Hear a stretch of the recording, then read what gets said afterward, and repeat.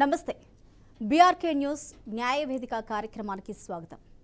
సామాన్య పేద ప్రజలు న్యాయ సంబంధమైన సమస్యలతో సతమతమవుతూ ఉంటారు. తమకు అన్యాయం జరుగుతుందని తెలిసి కూడా ఎక్కడికి వెళ్తే ఎవరిని సంప్రదిస్తే న్యాయం జరుగుతుందో కూడా తెలియని పరిస్థితి.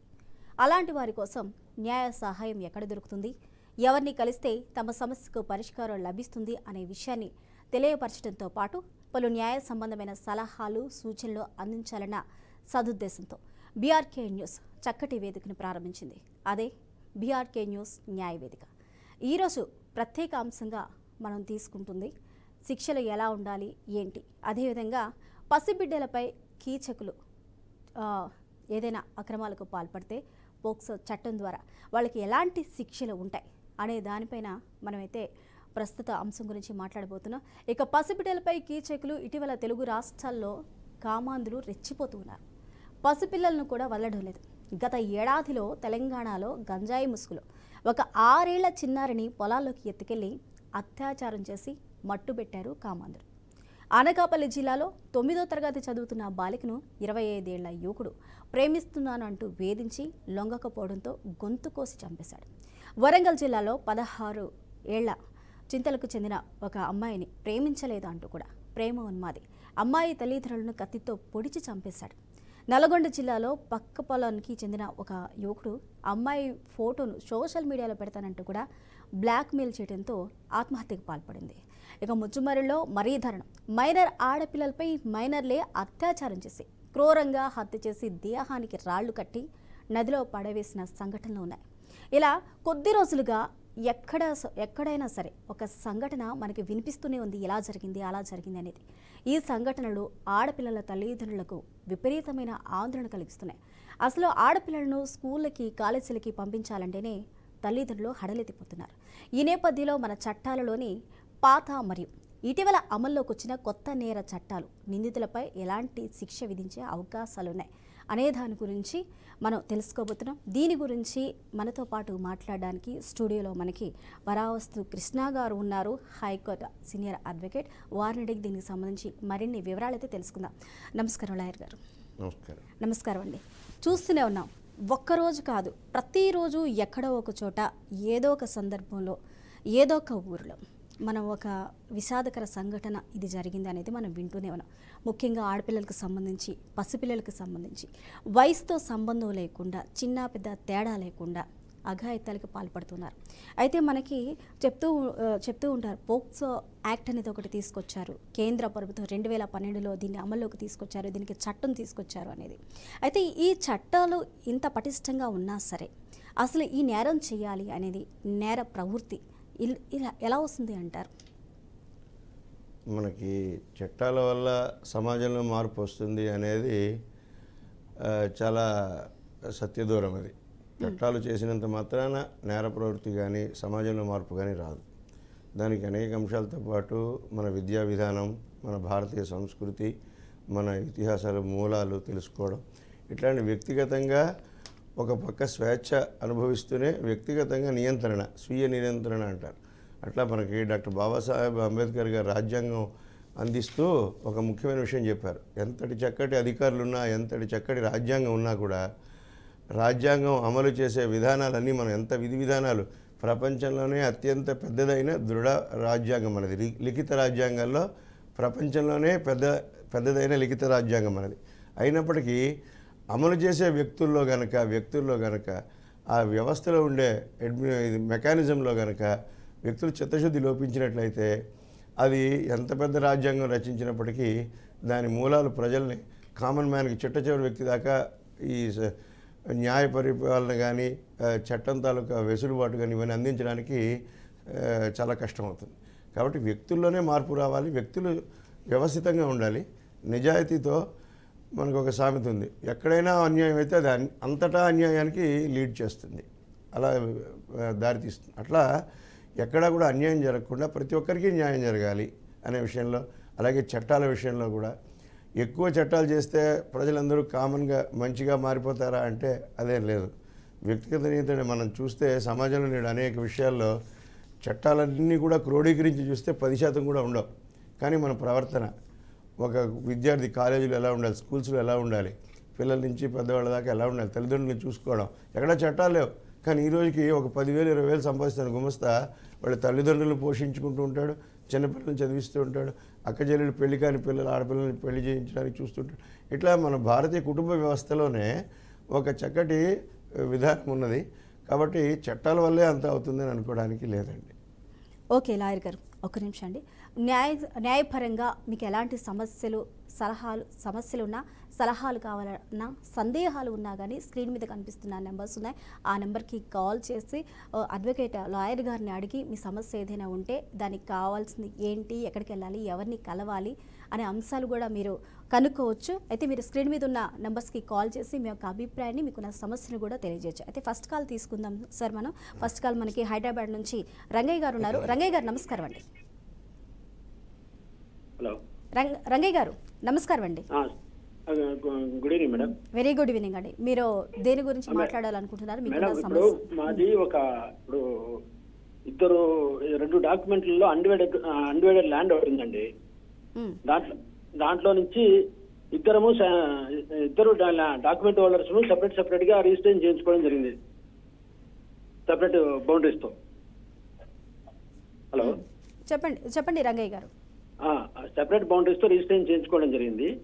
ఇప్పుడు ఊర్లో ఉన్న అంటే మా అన్నదమ్ములదే మా అన్న వచ్చేసి నా డాక్యుమెంట్ పొజిషన్ లో అతని పొజిషన్ తీసుకున్నాడు, నా డాక్యుమెంట్ దీంట్లో. దీనికి సంబంధించి ఎంఆర్ఓ గారు ఆల్రెడీ రిపోర్ట్ ఇవ్వడం జరిగింది. ల్యాండ్ పొజిషన్ కి గ్రౌండ్ పొజిషన్ పొంతం లేదని. ఇట్లా అంటే ఇది ఇవ్వని అర్జెంటు లేదు. రీసెంట్ గా ఎవరో లాయర్ అడ్వైజ్ చేస్తే సబ్ డివిజన్ కోసం అప్లై చేశాను. సబ్ డివిజన్ కి అప్లై చేస్తే ఇప్పుడు లాస్ట్ 1 month లో వాళ్ళు ఏమంటున్నారు అంటే ఎంజాయ్మెంట్ ప్రకారం మేము పొజిషన్ ఇస్తామండి. మేము అంటే ఇప్పుడు మా అన్న పొజిషన్ ఖాళీగా ఉంది, దాన్ని నేను ముట్టుకోలేదు, దానికి నాకు ఎటువంటి సంబంధం లేదు. మొన్న ఏమో నా దాంట్లో ఉన్నాడు. ఇప్పుడు సబ్ డివిజన్ కి అప్లై చేస్తేనేమో వాళ్ళు ఇది బంజరు భూమిని మేము సర్వే చేయమని ఎంఆర్ఓ వాళ్ళు ఇది చేస్తున్నారు, క్రికెట్ చేస్తున్నారు. ఏంటి ఇట్లాంటి సమస్య ఏంటి దీనికి ఎట్లా? ఓకే రంగయ్య గారు, కాకపోతే ఈరోజు మనమైతే పోక్సో చట్టం గురించి చిన్నపిల్లల మీద, ఆడపిల్లల మీద, మహిళల మీద జరుగుతున్న అత్యాచారాలకి సంబంధించి అయితే మనం మాట్లాడుతున్నాము. ఆ విషయం గురించి మరి మాట్లాడతాం. రైట్, మరో కాల్ తీసుకుందాం. వీరలక్ష్మి గారు నమస్కారం అండి. నమస్కారం అమ్మా. నేను ఛానల్ నుంచి TV9 చేతులుగా ట్రై చేద్దాం అనుకుంటున్నాను. మాది పల్లెటూరు. చెప్పండి అమ్మా. అయితే మరి ఫోన్లో కట్ట ఇలాంటి బట్టలు లేని మా బొమ్మలు ఇంకా అసభ్యకరమైన ఎడుతున్నారు కదా. చిన్నపిల్లలేంటి, పొడిచోళ్ళేంటి, చదువుకున్న వాళ్ళు అందరు అబ్బాయిలు అమ్మాయిలు అండి. మరి అవన్నీ చూసి మరీ దారుణంగా చెడిపోతున్నారు. ఇది వరకు గత కాలంలో ఒక 20 సంవత్సరాల కింద ఇలాంటిది ఏమీ లేదు కదండి. ఇలా ఫోన్లో లేవు, ఫోన్లో ఇలాంటివి చూసి సన్నివేశం కూడా లేదు అప్పట్లో. ఓకే, లేక అప్పుడు ఇన్ని జరిగేవి కాదు. ఈ అత్యాచారాలు ఈ చిన్నపిల్లల మీద, పెద్దోళ్ళ మీద ఇలాంటివి ఏమి జరిగేవి కాదు అప్పట్లో. ఈ మధ్య కాలంలో ఫోన్ వల్ల ప్రతి పిల్లలు పాడైపోతున్నారు. పెద్దోళ్ళు కూడా ఆ కామ సూచనలు చూసి ఇంక చిన్న పిల్ల లేదు, పెద్ద పిల్ల లేదు, అందరు అదే కంటిన్యూగా ఉన్నారు. పిల్లల మీద జరిగేదానికి మెయిన్ కారణం ఫోన్లో ఈ బూతు బొమ్మలో. ఓకే అమ్మా, మీ అభిప్రాయాన్ని అయితే తెలిపారు. ఒక నిమిషం అండి.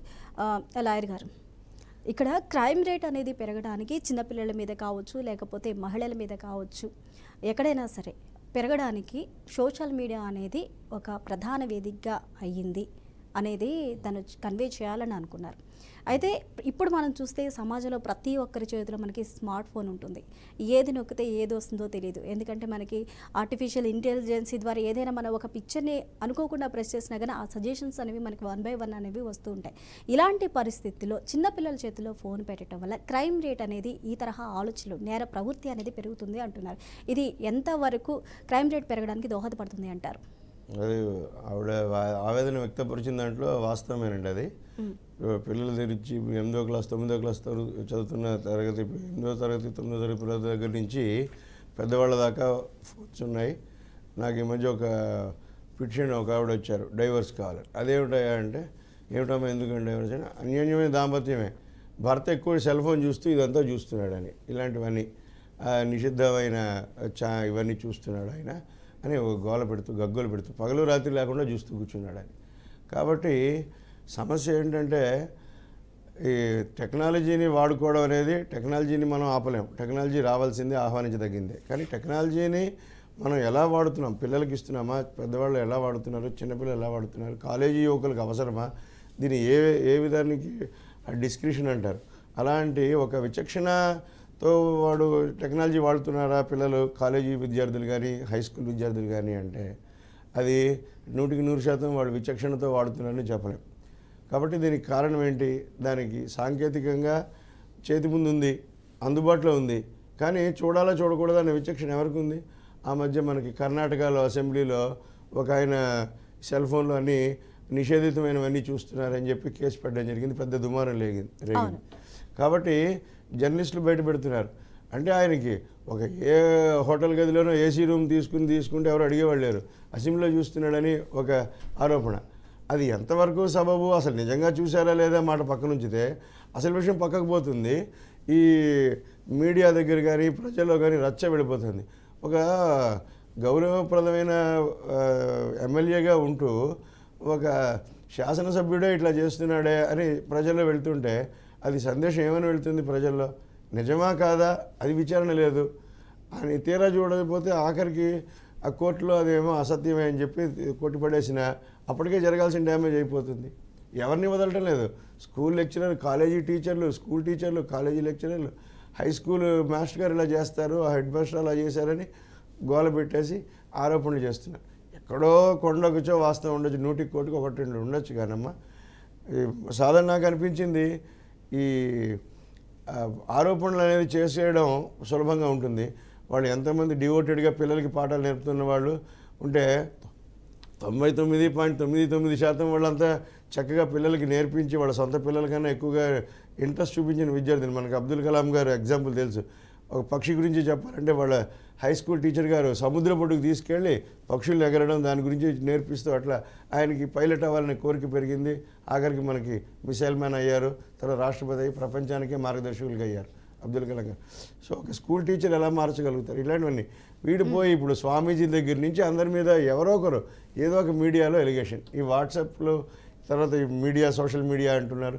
ఇవన్నీ చాలా సహాయం చేయగలిగిన స్థాయిలో ఉండి కూడా సమాజానికి మంచి మెసేజ్ చేయడం, సమాజానికి చేయగలిగిన మంచి కన్నా ఏదైతే సెన్సేషనల్ న్యూస్, ఎల్లో జర్నలిజం అంటారు, ఎల్లో జర్నలిజం, ఇట్లాంటివి కొంత సెన్సేషనల్ కార్యక్రమం చేపట్టి వాళ్ళ సోషల్ మీడియాలో వాళ్ళది రేటింగ్స్ పెరగాలని చెప్పి ఈ తాపత్రయం కనబడుతుంది తప్ప వాస్తవానికి దూరంగా ఉన్న విషయం కూడా వాళ్ళు గమనించట్లేదు.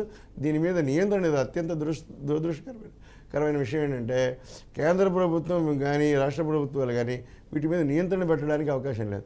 ఈ మధ్య ఆంధ్రప్రదేశ్లో చూస్తున్నాం, కొంత నియంత్రణ పెట్టి ఏదో పోలీస్ కంప్లైంట్ ఇచ్చేసరికి వాళ్ళందరూ ధర్నాలు చేయడం అవన్నీ. అంటే ఏ రకమైన నియంత్రణకి అంగీకరించే పరిస్థితి లేదు ఇప్పుడు సోషల్ మీడియా మీద. కేంద్ర ప్రభుత్వానికేమో ఏకంగా కేంద్ర ప్రభుత్వంలో కేంద్ర సమాచార శాఖ మంత్రి ఉండాలి, పూర్తి స్థాయి మంత్రి గారే లేరు. కేంద్ర కమ్యూనికేషన్ అనేది మోస్ట్ ఇంపార్టెంట్. ఇది చాలా బాధతో చెప్తున్నాను నేను. కేంద్ర ప్రభుత్వ సీనియర్ న్యాయవాదిని క్యాట్లో అయినప్పటికీ కేంద్ర ప్రభుత్వం మీద ఆరోపణ ఏం కాదు ఇది. కేంద్ర ప్రభుత్వంలో ప్రజలకి కమ్యూనికేట్ చేయాలి, communication minister, information and broadcasting minister. ఆ రోజుల్లో సర్దార్ వల్లభాయ్ పటేల్ అట్లాంటి వాళ్ళు పెద్ద పెద్ద వాళ్ళు చాలా ప్రత్యేకంగా దీన్ని అత్యంత బాధ్యతాయుతమైన బాధ్యత, ఎల్కే లాల్కృష్ణ అద్వానీ గారు ఉండేవారు. అత్యంత బాధ్యతమైన వ్యక్తి, ఉప ప్రధాని స్థాయి వ్యక్తి ఉండాల్సిన స్థాయిలో ఈరోజు మనకి కమ్యూనికేషన్ మినిస్టరే లేరు. అత్యంత దురదృష్టకరమైన విషయం ఇది. మంత్రి పూర్తి స్థాయి మంత్రి గారు లేరు, క్యాబినెట్ మినిస్టర్ గారు ఉండాలి. సమాజానికి ఏ మెసేజ్ చేరవేయాలి, ఈ నియంత్రణ లేదు. అసలు ఏ రకంగానూ నియంత్రణ లేదు. ఏదో ఒక చెత్త చేదారు, ఓటీటీ అంటున్నారు, ఓటీటీ మీద నియంత్రణ లేదు. సెన్సార్ అయినా కనీసం ఒక సినిమా ఉంది అంటే ఫిల్మ్ బోర్డు సెన్సార్ సభ్యులు వీళ్ళందరూ ఉండి చాలా జాగ్రత్తగా పరిశీలించి అసభ్యకరమైనవన్నీ నియంత్రణ తొలగిస్తున్నారు. ఓటీటీలో అలాంటివేం లేవు నాకు తెలిసి, చట్టాలు లేవు. తర్వాత వాట్సాప్లు మీడియా కానీ ఈ సోషల్ మీడియా అయితే అసలు నియంత్రణ పూర్తిగా జీరో. ఏదైనా ఇష్యూ అయిందంటే పోలీసులు వచ్చి కేసులు పెట్టడం అవన్నీ నడుస్తున్నాయి. ఆ మధ్య ఈ కిడ్నీ రాకెట్ ఏదో అయిందనే కేసులు, డాక్టర్ల మీద కేసులు అయ్యాయని, 90 కిడ్నీ ఆపరేషన్లు అయ్యాయి ఇక్కడ అంతా. డాక్టర్లు పరారీలో ఉన్నారు. ఏమిటి సమాజం ఎక్కడికి వెళ్తుంది? చదువుకున్న వాళ్ళే చేయలేకపోతున్నారంటే ఎక్కడ లోపం ఎక్కడుంది? డాక్టర్ చదువుకున్న తర్వాతే సర్జరీ చేయగలుగుతారు. చేశారు సక్సెస్ఫుల్గానే. అయితే సర్జరీ చట్టవిరుద్ధమైన విషయం. అది చట్టానికి లోబడి చేయాలా చేయకూడదా? ఆ చట్టాన్ని చెప్పేవాళ్ళు ఎవరు, కమ్యూనికేట్ చేసేవాళ్ళు ఎవరు? ఇలాగ నియంత్రణ ఏ రకంగానూ లేకపోయేసరికి దీని అంతటి నాకు అనిపిస్తున్నది మాత్రం మూలం ఎడ్యుకేషన్ సిస్టంలో మనకి మన వాల్యూస్, విలువలు నేర్పించే విద్య అనేది లేదు. సోషల్ స్టడీస్, సైన్స్ అని నేర్పిస్తున్నారు, మోరల్ వాల్యూస్ లేవు. మన పూర్వపు అనంతబాబు గారు, స్వర్గీయ అనంతబాబు గారిని అడ్వకేట్ జనరల్గా చేశారు. వారు కాంగ్రెస్ హయాంలోనూ తెలుగుదేశం హయాంలో కూడా అడ్వకేట్ జనరల్గా చేశారు. అంతటి న్యాయ నిపుణులు, నిష్ణాతులు, లాలో ఆయన అథారిటీ. ఆయన ఒకసారి ఈ ముఖ్యమంత్రులు వాళ్ళు, నేదురుమల్లి జనార్దన్ రెడ్డి గారు వాళ్ళు, ఎడ్యుకేషన్ మినిస్టర్ వాళ్ళు ఉండగా మీటింగ్లో ఈయన ప్రస్తావించారు. పిల్లలకి మోరల్ వాల్యూస్ నేర్పించే అంతకుముందు మా చిన్నతనంలో ఉండేది, ఇప్పుడు లేదే స్కూల్స్లో మోరల్ క్లాసెస్ అనేది, మోరల్ ఎడ్యుకేషన్కి అవకాశం లేదే అని బాధ వెలిబుచ్చారు. అంటే ఇప్పుడు టోటల్గా విద్యా వ్యవస్థలో అది అమ్మాయి కావచ్చు, అబ్బాయి అయినా కావచ్చు, ప్రతి ఒక్కరికి చిన్న వయసులో అనేది ఒక మోరల్ వాల్యూస్ అనేది వారికి నేర్పిస్తే వ్యవస్థలో, సమాజంలో ఇలాంటివి అనేవి కొంతమేర తగ్గే అవకాశాలు ఉన్నాయంటారు. మరో కాల్ తీసుకుందామా సార్? మాధవరెడ్డి గారు కడప నుంచి ఉన్నారు మనకి ఫోన్ లైన్లో. మాధవరెడ్డి గారు నమస్కారం అండి. మాధవరెడ్డి గారు చెప్పండి. మాధవరెడ్డి నమస్తే అండి. పసిబిడ్డలపై కీచకుల అరాచకం పైన మీరు పెట్టిన ప్రోగ్రాంకు అభినందనీయం. ఎందుకంటే వాస్తవంగా జరుగుతున్నటువంటి సమాజ విషయంలో నేటి ఒక స్త్రీ మానభంగానికో మరో దానికో గురైతుంది అంటే దానికి సభ్య సమాజం తలదించుకునేటటువంటి పరిస్థితిలో ఉన్నటువంటి ఈ స్థితిలో కారణాలను వెతికితే ఒక స్త్రీ మానభంగానికి మరో స్త్రీ కారణం అనేటటువంటి విషయాన్ని కూడా ఒకసారి మనం గుర్తించుకోవాలి. ఎందుకు అంటే నాటి ఉమ్మడి కుటుంబ వ్యవస్థను చింద్రం చేసిన స్త్రీ తన యొక్క స్వతంత్రం కోసం కుటుంబ వ్యవస్థ చిన్నాభిన్నమైపోయి ఉమ్మడి కుటుంబ వ్యవస్థ లేకుండా కుటుంబంలో ఇద్దరు తల్లిదండ్రులు అయితే సంపాదన కోసం ఉరికితే పిల్లలు ఏమైపోతున్నారు? ఈ వ్యవస్థలో సంపాదన అనేటటువంటి విషయంలో నాడు అవసరానికి సంపాదన, నేటికి ఆశలకు సంపాదన. దీనివల్ల సంపాదించొద్దని నేను అనటం లేదు, ఉద్యోగాలు చేయొద్దని నేను అనటం లేదు. కానీ ఉన్న కుటుంబాన్ని మనం ఎలా కాపాడుకోవాలి? ఉమ్మడి కుటుంబం వద్దు. స్త్రీ యొక్క కోరిక ఏంటంటే ఇంట్లోకి అడుగు పెడతానే తండ్రి ఉండొద్దు, తల్లి ఉండొద్దు, కుటుంబం ఉండకూడదు. ఏ వ్యక్తి అయితే అరాచకంగా ఆలోచిస్తుందో ఆ యొక్క జాతిపైనే అరాచకం జరుగుతుంది. మాధవరెడ్డి గారు ఒక విషయం అండి, ఇక్కడ మీరు స్త్రీ గురించి మాట్లాడుతున్నారు. కాకపోతే అది కొంతమేర ఉండొచ్చు, కానీ మీరు చెప్పినట్లు ప్రతి ఒక్క స్త్రీ, ప్రతి ఒక్క మహిళ అదే విధంగా ఉండదు. ఒకవేళ మీకు కొన్ని సంఘటనలు ఎదురై ఉండొచ్చు, లేకపోతే మీరు కొన్ని చూసి ఉండొచ్చు, కానీ ఇది అందరికీ మహిళా లోకానికి మొత్తానికి కూడా ఆపాదించడం అనేది అంత కరెక్ట్ కాదు. రైట్, థ్యాంక్ యూ మాధవరెడ్డి గారు. సార్, మనం ఇప్పుడు చిన్నపిల్లల మీద అత్యాచారాలు, ఆరోపణలు ఇవి చూస్తూనే ఉన్నాం. అయితే ఫోక్సో చట్టం వల్ల పిల్లలకి మనం ఏ విధంగా ప్రొటెక్ట్ చేయగలము? ఒకవేళ దీనికి సంబంధించి చిన్నపిల్లల మీద ఇలాంటివి ఏవైనా జరిగినప్పుడు చట్టపరంగా వారి మీద ఎలాంటి చర్యలు మనం తీసుకోవచ్చు అంటారు? మరి ఇప్పుడు ప్రస్తావించినట్టు మాధవరెడ్డి గారు ప్రస్తావించిన రెండు ప్రధాన అంశాలు ప్రస్తావించారు. చిన్నపిల్లల మీద ఇలా లైంగిక అత్యాచారాలు అవుతున్నాయని, అట్లాగే కుటుంబ వ్యవస్థ పటిష్టంగా ఉండాలి. ఉమ్మడి కుటుంబాలు, వేరువేరు కుటుంబాలు, చిన్న చిన్న కుటుంబాలు అయిపోతున్నాయి. వారికి మహిళల మీద ఆరోపణ గుప్పించారు, కానీ పూర్తిగా మహిళలదే బాధ్యత అనేది నేను అంగీకరించను. మహిళల బాధ్యత పూర్తిగా వారి మీద నెట్టడానికి వీల్లేదు. వారిది కొద్దిగానే రోలు.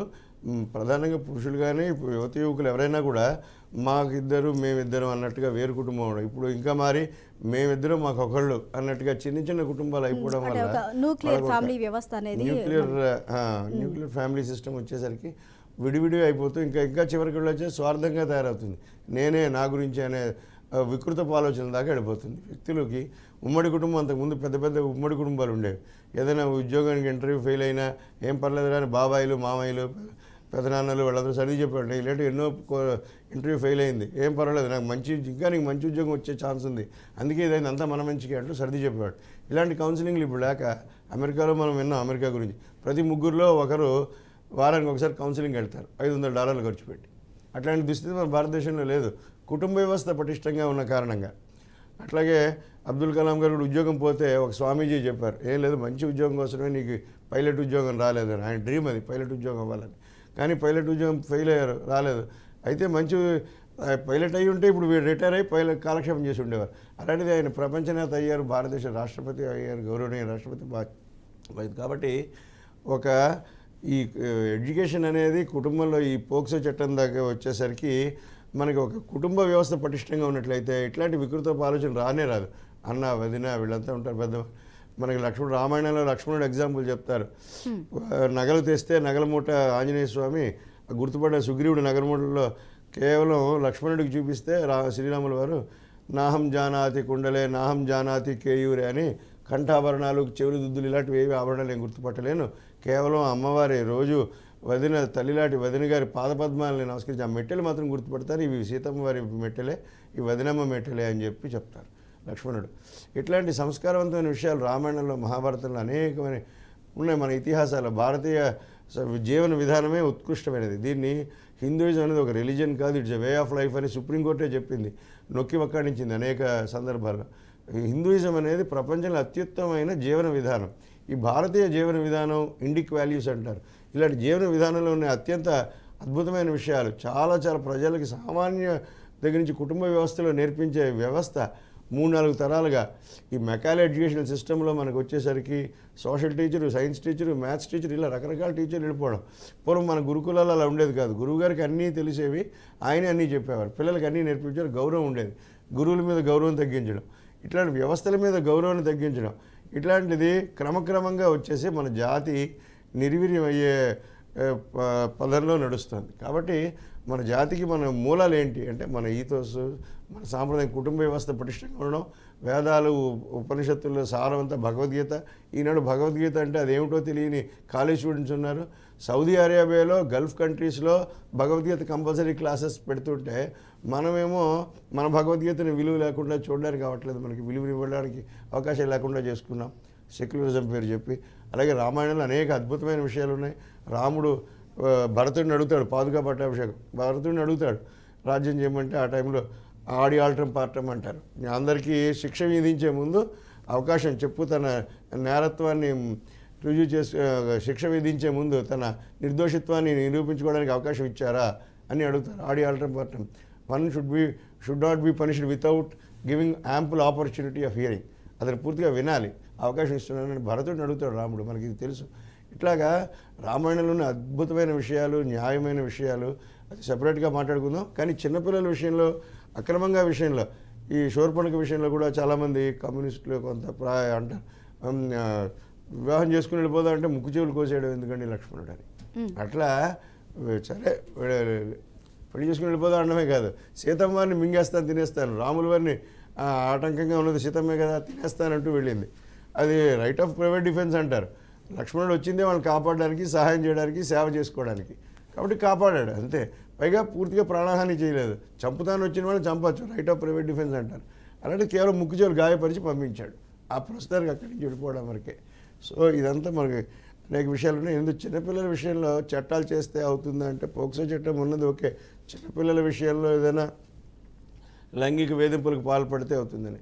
ఆ మధ్య ఒక హైకోర్టు దాన్ని విచారిస్తూ చిన్నపిల్లలు పోక్సో చట్టంలో వాళ్ళకి ఆ చట్టంలో ఉన్న క్లాజెస్ కారణంగా అక్యూజ్డ్ని ఎక్విటల్ చేయడానికి జరిగింది.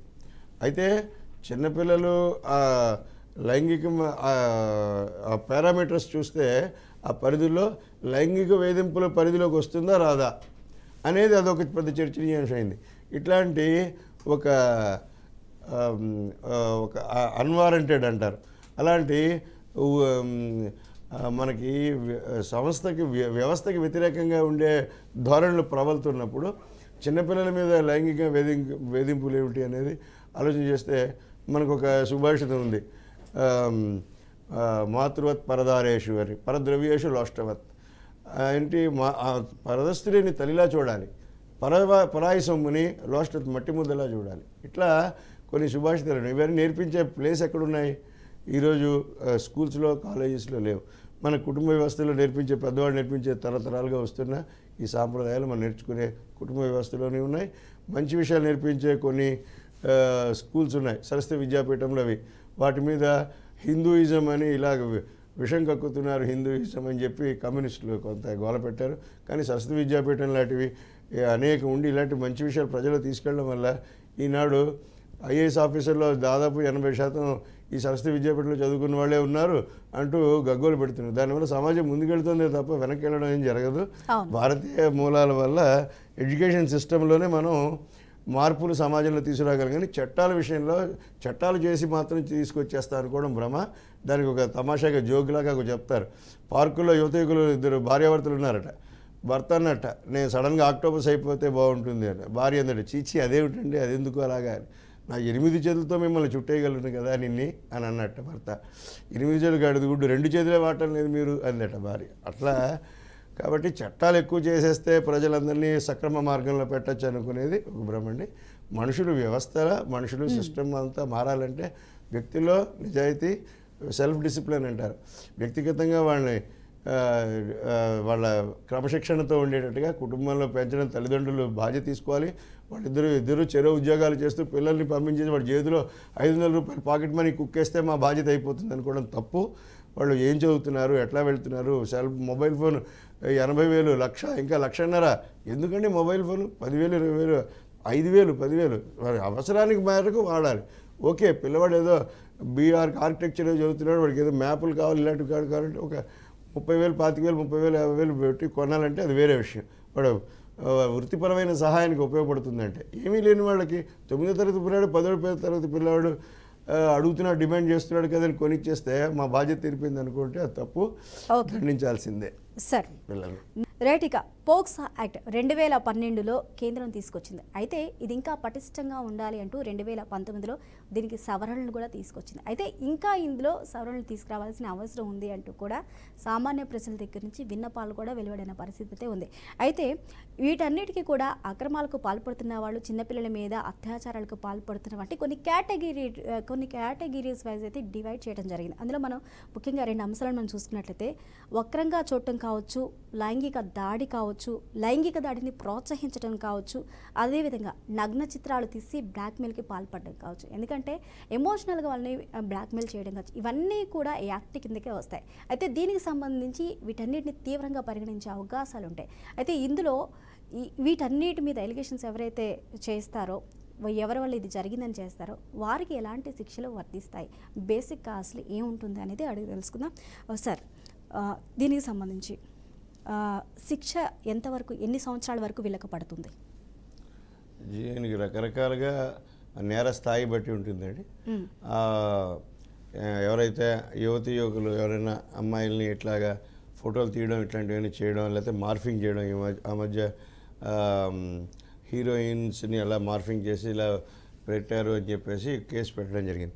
ఇట్లాంటి వాటిల్లో ఏంటంటే ఆ పరికరంగా అందులో అంటే instrument being instruments in this project అట్లాంటి ఏమైనా చేసినా, అట్లాంటి అసభ్యకరమైన చిత్రీకరించినా, దానికి సహాయపడినా, దాని చేరవేతకి సహాయపడినా, లేదు అట్లాంటి వాటికి యువతుల్ని వాళ్ళని అలాంటి చోట కెమెరా బిగించడం ఇట్లాంటివన్నీ చేసినా, ఇట్లా ఏ రకంగా పాల్గొన్నా కూడా తప్పకుండా నేరం ఉంటుంది. వాళ్ళందరికీ కామన్ ఆబ్జెక్ట్ కింద సేమ్ అదే శిక్ష ఉంటుంది. 7 ఏళ్ళు 10 ఏళ్ళు కనీసంగా ఉంటుంది. తీవ్రతను బట్టి ఉంటుంది. వాళ్ళు రకరకాలుగా శిక్షలు ఉంటాయి. ఇందులో తీవ్రమైన విషయం ఏంటంటే అందులో దానికి సహకరించారనే వాళ్ళకి నిజానికి మాకేం రోల్ తెలియదండి, కేవలం వాళ్ళు ఎవరో వస్తారంటే సరే ఆ గదులు అది అద్దెకి ఇచ్చామనో ఇట్లాంటివి చెప్పినా కూడా తప్పించుకోవడానికి లేదు. ఆ మేనేజర్లు కానీ ఆ మధ్య కమర్షియల్ కాంప్లెక్స్లో ఏదో షాపింగ్ కాంప్లెక్స్లో డ్రెస్ చేంజ్ చేసుకునే రూమ్లో కూడా కెమెరాస్ పెట్టారని చెప్పారు. ఆ మేనేజర్లు తప్పించుకోవడానికి లేదు, వర్కర్స్ మీద వేయడానికి లేదు. అందరికీ సమానమైన శిక్ష ఉంటుంది. తీవ్రమైన నేరంగానే పరిగణిస్తారు. 7 ఏళ్ళు 10 ఏళ్ళు వాళ్ళు జాగ్రత్తగా చూసుకోవాలి. వాళ్ళ స్టాఫ్ని కూడా జాగ్రత్తగా చూసుకుని వాళ్ళ సూపర్విజన్ ఇన్స్పెక్షన్స్ అని జాగ్రత్త చేసుకోవాలి. అలాగే విద్యాలయాల్లో ఎస్పెషల్లీ స్కూల్స్లో ప్రిన్సిపాల్స్ టీచర్స్ వాళ్ళందరూ కూడా చాలా జాగ్రత్తగా ఉంటారు. వాళ్ళకు కూడా బాధ్యత ఉంటుంది. వాళ్ళ స్టూడెంట్స్ ఎవరైతే ఉన్నారో వాళ్ళందరినీ జాగ్రత్తగా ఒక కంట కనబడుతూనే ఎడ్యుకేషన్ విషయంలో ఎంకరేజ్ చేస్తూనే కో ఎడ్యుకేషన్ కాలేజెస్ ఉన్నాయి. వాళ్ళు స్వేచ్ఛగానే వాళ్ళు చదువుకోవచ్చు, అరమరికలు లేకుండా చదువుకోవచ్చు. విద్యార్జన దృష్టిలోనే ఉండాలి తప్ప వాళ్ళు డివేట్ అవ్వకూడదు. ఇలాంటివి ఏమైనా చేస్తే కూడా తరగతి గదిలో అందరికీ పనిష్మెంట్ ఉంటుందని సీరియస్గా వార్నింగ్స్ ఇస్తుండాలి. కౌన్సిలింగ్స్ ముఖ్యంగా మీరు ఇందులో కౌన్సిలింగ్ అనే ప్రాముఖ్యత ఇచ్చారు, చాలా అభినందనీయం. ఇలాంటి టీవీ ఛానల్స్ ఎంతో ఎంకరేజ్ చేయాలి ఇలాంటి వాటిని. కాలేజెస్లో కౌన్సిలింగ్స్ పెడుతూ ఉండాలి, నెలకు ఒకసారైనా జరగాలి. అలాగే యువత యువకుల్లో అట్లాంటి తత్సంబంధమైన కౌన్సిలింగ్ లాగా జనాంతికంగా జనరల్ బాడీ మీటింగ్ లాగా పెట్టి స్టూడెంట్స్ అందరికీ కూడా చట్టం గురించి అవగాహన చేయాలి. మనకి ఈ మధ్య మనకు తెలుసు ఈ ర్యాగింగ్, యాంటీ ర్యాగింగ్ అని చట్టాలు చేసినంత మాత్రం అది ఫలితం ఇవ్వట్లేదు. కౌన్సిలింగ్ సెంటర్స్లో పెట్టి ప్రతి వారానికి ఒకరోజు, నెలకు ఒకరోజు ఆ కాలేజ్ ప్రిన్సిపాల్, లెక్చరర్స్ వాళ్ళంతా వాళ్ళకి అవగాహన కల్పించాలి. లేకపోతే ర్యాగింగ్ అనే ఉంటుంది, చట్టంగానే ఉంటాయి, ర్యాగింగ్ చేస్తూనే ఉంటారు. ఆ ర్యాగింగ్ చేసి పాల్పడితే 2 సంవత్సరాలు 3 సంవత్సరాలు ఆ కాలేజీ నుంచి నిషేధిస్తారు, మొత్తం భవిష్యత్ అంతా నాశనం అయిపోతుందన్న భయం కలిగితే జాగ్రత్తగానే ఉంటారు. అయితే ఇక్కడ కూడా కేవలం చట్టాల వల్ల మాత్రం మార్పు రాదు. ఎడ్యుకేట్ చేయాలంటే ఆ లెక్చరర్స్ వాళ్ళంతా కౌన్సిలింగ్ చేస్తూ, ఆ టీచర్స్, లెక్చరర్స్, స్టూడెంట్స్ అవగాహన కల్పించాలి. పిల్లల్లో కూడా పేరెంట్స్ని పిలిపించాలి, పేరెంట్స్ల కుటుంబ వాతావరణం కూడా అవగాహన కల్పించాలి. ముఖ్యంగా యువతలకి ఎడ్యుకేట్ చేయాలి. ఇలాంటివన్నీ కూడా ధైర్యంగా ఉండాలి వాళ్ళలో. మనకి చట్టం వల్లే అవ్వదనడానికి ఒక జోక్ కూడా మధ్య చెప్తారు. ఒక జోగు దొంగతనం ఒక రాజుగారు చూసి జోగు దొంగతనం నిషేధం చేయాలి, ఎట్లాగైనా ఉరిశిక్ష, బహిరంగ ఉరిశిక్ష అన్నారట జోగు దొంగతనం చేస్తే. అలానే బహిరంగంగా ఒక జోగు దొంగ దొరికాడని ఉరిశిక్ష వేశారు, బహిరంగ ఉరిశిక్ష చేశారు. అయితే బహిరంగ ఉరిశిక్ష కార్యక్రమం అందరూ వచ్చి పార్టిసిపేట్ చేసిన వాళ్ళు చాలామంది జోబులు కొట్టేశారట. సో చట్టం వల్లనే సమాజం మార్పు వస్తుంది అనే దానికి లేదు. ఈ ఎగ్జాంపుల్ లాగా అట్లా మార్పు సమాజంగా క్రమక్రమంగా తీసుకురావాలి. గ్రాడ్యువల్గా అందులో విద్యాలయాలు ముఖ్యంగా చాలా ప్రధాన పాత్ర పోషిస్తాయండి. దాని మీద మన పాలకవర్గం కూడా అదృష్టవశాత్తు మనకి ఇక్కడ తెలంగాణ ముఖ్యమంత్రి గారు కూడా, విద్యాశాఖ మంత్రి కూడా తెలంగాణ ముఖ్యమంత్రి గారే. కాబట్టి ఆయన ఇనిషియేటివ్ చేసి పిల్లల్లో ప్రతి స్కూల్స్లోని ఒక కౌన్సిలింగ్ సెంటర్, పేరెంట్స్ తోటి మీటింగ్, ఒక కమిటీ, ప్రతి స్కూల్స్లోనే ఒక కమిటీ ఉండాలి నా అభిప్రాయం, నా వ్యక్తిగత అభిప్రాయం. దానికి ఎంత ఎంకరేజ్ చేసి వాళ్ళకి ఆహారం దగ్గర నుంచి వాళ్ళకి అనేక హక్కులు ఉంటాయి. పిల్లలకి కలుషిత ఆహారం తిని అనేక స్కూల్స్ అనారోగ్య బారిన పడ్డారని చెప్తున్నారు. వాళ్ళకి మినిమం టాయిలెట్స్ కూడా లేవు కొన్ని స్కూల్స్లో. మహిళలకి, ఎస్పెషల్లీ గర్ల్స్ స్టూడెంట్స్కి మినిమం టాయిలెట్స్ లేవు. కేంద్ర ప్రభుత్వం ఎన్ని చెప్పినా ఇక్కడ రాష్ట్ర ప్రభుత్వాలు, మంత్రులందరూ ఏసీ కారులో తిరుగుతున్నారు, ఏసీ బంగ్లాలు ఉంటున్నారంటే నిజానికి ఒక సిగ్గుపడాల్సిన అంశం. ఒక చిన్న గవర్నమెంట్ స్కూల్లో గర్ల్స్కి, బాలికలకి కనీసపు కాలకృత్యాలు తీర్చుకునే అవకాశం కూడా లేకుండా, మినిమం ఫెసిలిటీస్ లేకుండా మనం ఎన్ని అభివృద్ధి రాష్ట్రాన్ని ప్రపంచంలోనే దేశంగా మంచి రాష్ట్రంగా నిలబెడతామని మనం మాట్లాడుతుంటే అది దాన్ని ప్రగల్భాలు పలుకుతున్నారు మంత్రులు అని అనుకోవాలా, లేకపోతే దీని మీద దృష్టి పెడతారు అని అనుకోవాలా? అంటే ప్రతి స్కూల్లోని ఇలాంటి మినిమం ఒక కమిటీ అనేది ఏర్పడి ఆ మినిమం ఫెసిలిటీస్, మంచినీళ్ళు లేవు కనీసం, కొన్ని స్కూల్స్లో అయితే ఫర్నిచర్ లేవు. ఆ మధ్య మా గౌరవనీయ సుప్రీంకోర్టు చీఫ్ జస్టిస్గా రిటైర్ అయిన వారు జస్టిస్ ఎన్వి రమణ గారు ఆవేదన వ్యక్తం చేశారు.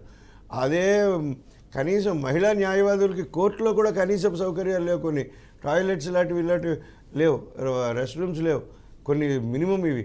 ఆ మధ్య మన ఏపీ హైకోర్టు. సో ఇట్లాంటి మహిళలకి ఫెసిలిటీస్ క్రియేట్ చేస్తూ కమిటీస్ ఉండాలి. ప్రతి కోర్టుకి ఒక కమిటీ ఉండాలి, స్కూల్స్కి ఒక కమిటీ ఉండాలి. అట్లా ప్రతి ఎడ్యుకేషన్ ఇన్స్టిట్యూషన్కి ఒక కమిటీ ఉండి మినిమం ఫెసిలిటీస్ ఏర్పాటు చేస్తే అప్పుడు రాజ్యాంగం కల్పించిన న్యాయమైన విధులు, న్యాయమైన రాజ్యాంగం కల్పించిన హక్కులన్నీ కామన్ మ్యాన్కి అందాలంటే ఇలాంటి కమిటీలు వాటి విషయంలో తీసుకోవాలి, చర్యలు తీసుకోవడానికి అధికారాలు ఇవ్వాలి. ఆ కమిటీస్కి సంపూర్ణ అధికారాలతో చేయాలని నేను వ్యక్తిగతంగా భావిస్తున్నానండి. ఇట్లాంటి కమిటీస్ ఏర్పాటు చేస్తే మంచి మార్పు వస్తుంది సమాజంలో అనిపిస్తుంది. ఓకే సార్, అసలు మార్పు అనేది కోర్టుల దగ్గర నుంచే స్టార్ట్ అవ్వాలంటారు. మహిళలకు ఇచ్చే ఇంపార్టెన్స్ కావచ్చు, లేకపోతే వాళ్ళకి కల్పించే మౌలిక వసతులు కావచ్చు. మరో కాలర్ ఉన్నారు సార్, కాలర్తో మాట్లాడదాం. సునీల్ గారు నమస్కారం అండి. సునీల్ గారు. హలో, నమస్తే సునీల్ గారు, చెప్పండి మీ అభిప్రాయం. మేడం, నేను నారాయణపేట డిస్ట్రిక్ట్ మక్తల్ నుంచి మాట్లాడుతున్నాను. చెప్పండి. ఇక్కడ అంటే మా కుటుంబంలో కాదు, మాకు దగ్గరలో నేను అంటే ఈ వీధిలో ఉన్నటువంటి ఒక కుటుంబం గురించి మాట్లాడుతున్నాను మేడం. అయితే తండ్రి కొంచెం డ్రింకింగ్ తాగుబోతూ, పాప 13 years మేడం, సోషల్ వెల్ఫేర్ హాస్టల్లో చదువుతుంది. హలో, చెప్పండి. అయితే ఒక 22-23 years ఉన్నటువంటి ఒక అతను ఆ పాపను కంప్లీట్ గా లోబొచ్చుకున్నాడు మేడం. అయితే పోలీస్ స్టేషన్ లో కేసు పెట్టినా కూడా పాప తండ్రి మీదే వ్యతిరేకంగా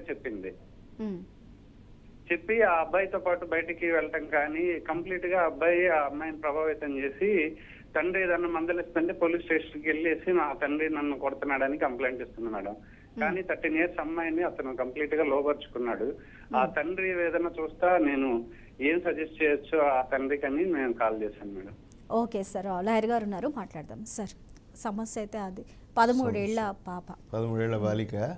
దానికి సమస్య అందులో 2 విషయాలు ఉన్నాయండి. ఆ సమస్యలో ఒకటి, బాలిక తండ్రి మీద ఆరోపణలు చేస్తున్నారు అని చెప్తున్నారు. ఆ బాలిక 13 ఏళ్ల బాలిక, తనకి మైనారిటీ తీరలేదు, 18 ఏళ్ళ లోపు. కాబట్టి తను ఇతరుల ప్రభావానికి లొంగి ఇట్లాంటి తండ్రి మీద ఆరోపణ చేస్తున్నా, తనకు ఇష్టపూర్వకంగానే వెళ్తున్నానన్నా చట్టం ప్రకారం రక్షణ లేదండి. చట్టం ప్రకారం శిక్ష గురి అవ్వాల్సిందే. పోక్సో చట్టం అప్లై అవుతుంది. ఆ అమ్మాయి మైనర్ అయినప్పుడు 18 ఏళ్ళు, తన ఇష్టం మైనర్గా ఉంటే 18 ఏళ్ళ లోపు ఉంటే వయసు, తను ఇష్టపూర్వకంగానే వెళ్ళాను, ఆ యువకుడితో వెళ్ళాను అన్నా కూడా అది పోక్సో చట్టం ప్రకారం, నిబంధనల ప్రకారం అది నేరమే. అట్లాంటి అమ్మాయిని లోబరుచుకోవడం, లొంగ తీసుకోవడం ఇట్లాంటివన్నీ కూడా చట్టరీత్యా నేరం.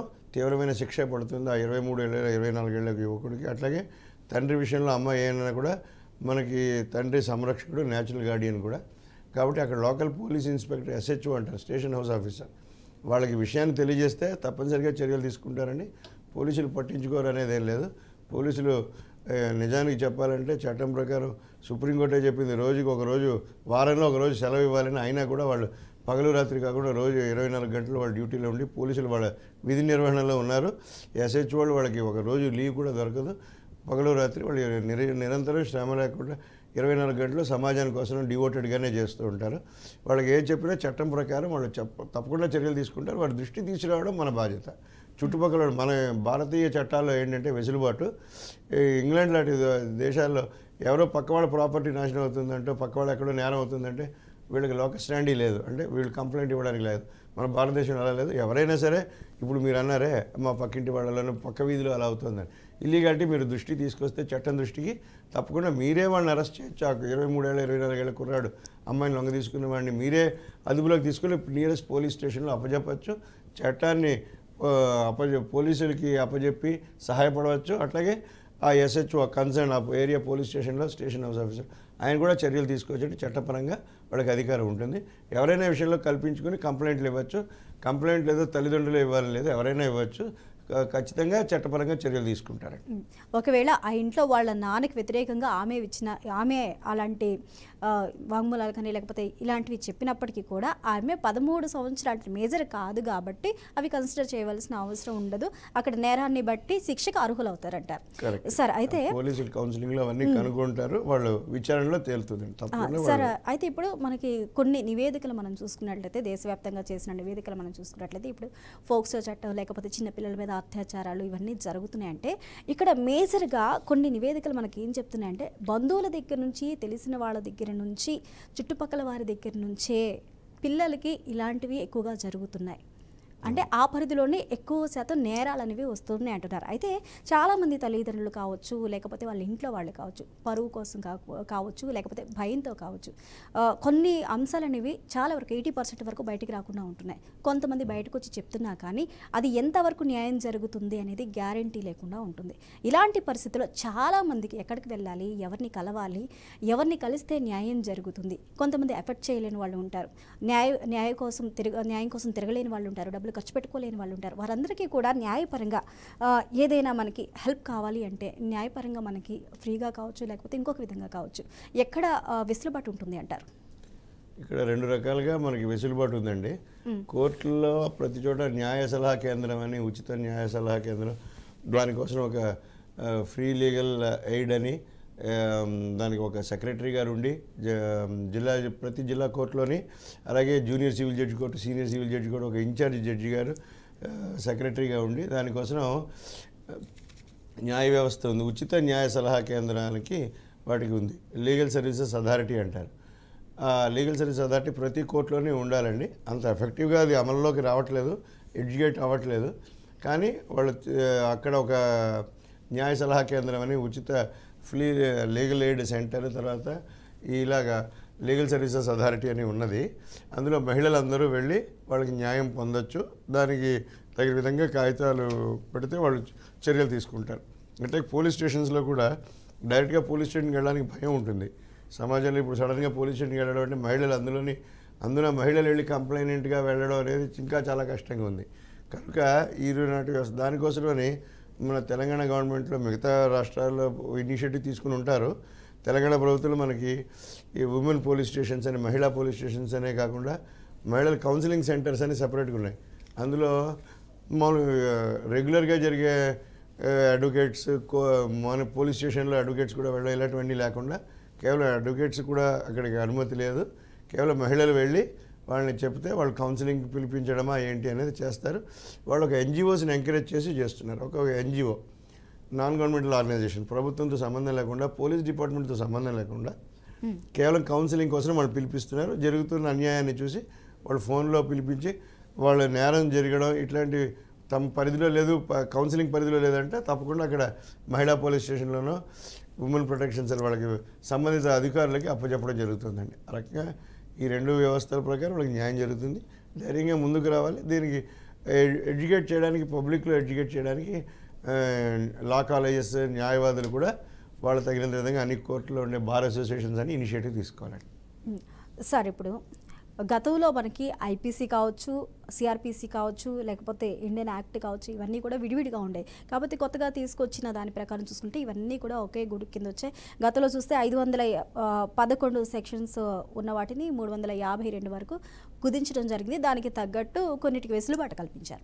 అయితే గతంలో మనం చూసుకున్నట్లయితే పోక్సో చట్టానికి సంబంధించి నేరానికి పాల్పడిన వారికి బెయిల్ రావాలంటే బేసిక్గా మనకి 3 months అనేది కంపల్సరీ అన్నారు. కానీ ఇందులో వచ్చిన వెసులుబాటులో చూసుకుంటే కొన్ని స్పెషల్ కండిషన్స్లో నెలలోపు బెయిల్ వచ్చిన పరిస్థితులు కూడా కనిపిస్తున్నాయి. ఇలాంటప్పుడు న్యాయంలో ఉన్న లూప్ హోల్స్ ఏవైతే ఉంటాయో వాటిని యూటిలైజ్ చేసుకునే వారు ఎక్కువైపోయారు. మరి వీటికి ఫుల్ స్టాప్ అనేది ఎక్కడంటారు? ఇది ఒక ఆరోపణలో కేవలం ఆరోపణల కోసమే ఆరోపణలు చేయడం కానీ ఇందులో వాస్తవం లేదండి. కన్సర్న్ మెజిస్ట్రేట్స్కి ఫుల్ పవర్స్ ఉన్నాయి. ఒక విషయంలో, ఒక కేసు విషయంలో బెయిల్ ఇవ్వడమా మానడమా అని దాన్ని బెయిల్ జ్యూరిస్ప్రుడెన్స్ అంటారు. ఆ వ్యక్తికి నిజంగా బెయిల్కి ఇవ్వడానికి కారణాల్లో నేరం చేశాడా లేదా అనే కన్నా నేరం చేశాడు అనుకున్నప్పటికీ చట్టానికి సహకరిస్తున్నాడా, న్యాయ పరిధిలో న్యాయపరమైన చర్యలకి లోబడి లొంగి మన అతను సహకరిస్తాడా లేదా అనే విషయంలో ఉదయం సాయంకాలం వచ్చి సంతకం పెట్టి వెళ్ళవయ్యా అని చెప్పడం దగ్గర నుంచి, వారానికి ఒక రోజు సంతకం పెట్టి వెళ్ళమని చెప్పడం దగ్గర నుంచి బెయిల్స్ విషయంలో అనేక కండిషన్స్ ఇంపోజ్ చేయొచ్చు. బెయిల్ ఇవ్వడం అనేది కంప్లీట్గా సెపరేట్. బెయిల్ ఇవ్వకుండా ఉంచాలి. ఉదాహరణకి SC/ST అట్రాసిటీస్ యాక్ట్ ఉంది. దాన్ని 3 నెలల వరకు నాన్ బెయిలబుల్ సెక్షన్స్ అని అంటారు. ఆ చట్ట ప్రకారం DSP లెవెల్లో ఆఫీసర్ ఎంక్వైరీ చేయాలి, ఇన్వెస్టిగేట్ చేయాలి. వాళ్ళకి ఇనిషియల్గా బెయిల్స్ రావని. ఎందుకు అంటే సమాజంలో ఒక భయం ఉండాలి.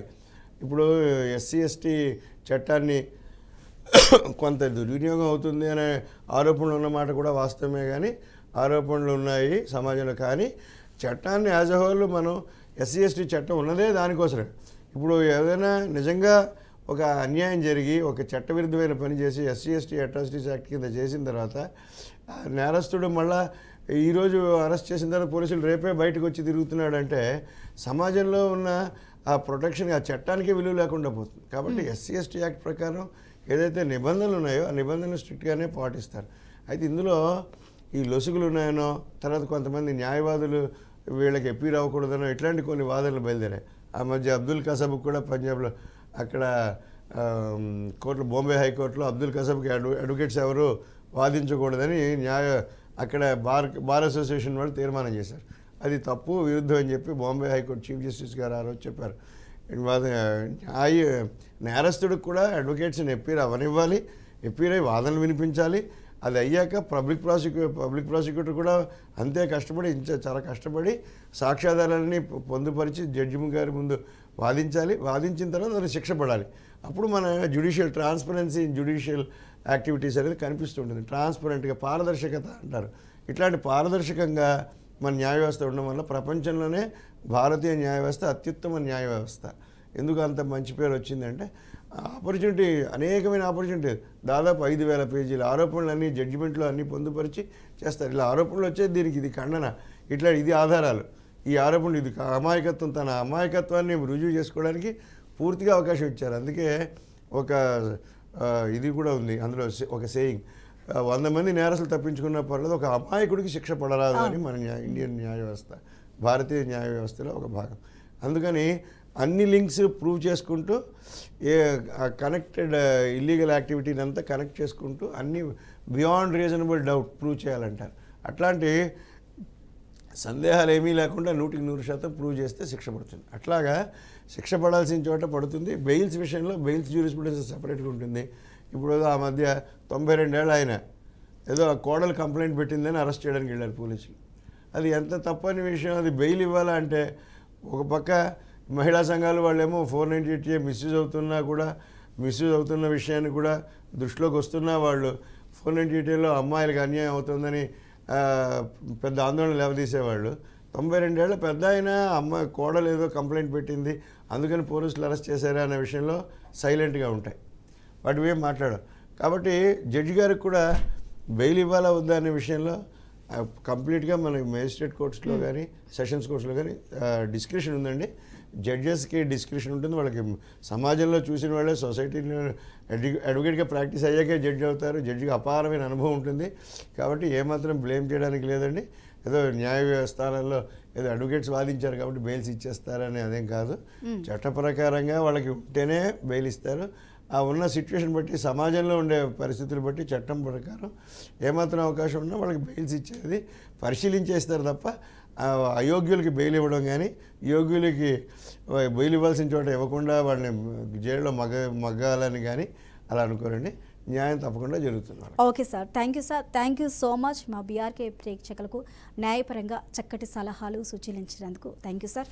రైట్, చూస్తూనే ఉన్నాం కదా, ఇది ఇవాల్టి న్యాయవేదిక. మరొక అంశంతో మళ్ళీ కలుద్దాం. Keep watching BRK news.